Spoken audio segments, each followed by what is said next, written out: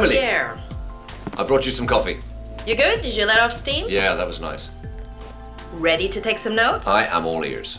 Very good. So let's start from your thermal car that today consumes 6 liters for 100 kilometers. Okay. Very good. With an electric car, you no longer consume liters of gasoline, but kilowatts per hour, which you no longer store in a tank, but in a battery. For example, the battery of an EC4 contains 50 kilowatts per hour of energy. Very good. So now let's talk about another unit, the kilowatt. The higher the number of kilowatts, the shorter the charging time. All right. Very good. For example, an hour of connection at 7.4 kilowatts allows you to accumulate 7.4 kilowatts per hour of energy.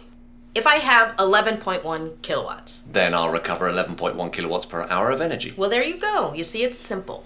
This allows you, depending on power, to know how long it will take you to fill your 50 kilowatt per hour battery. A little less than 5 hours. Well, that's perfect. Now let's move on to fast charge. Fast what?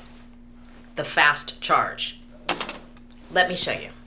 You see that glass of water? Imagine it's your battery. I fill it, but so that it does not overflow, I will go very fast at the beginning and slower in the end.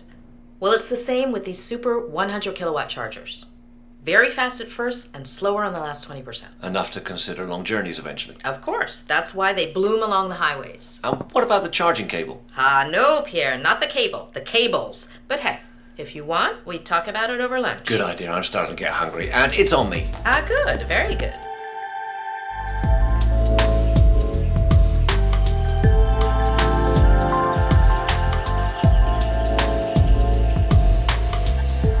Ta-da! What kind of menu is that? I got you a cable menu.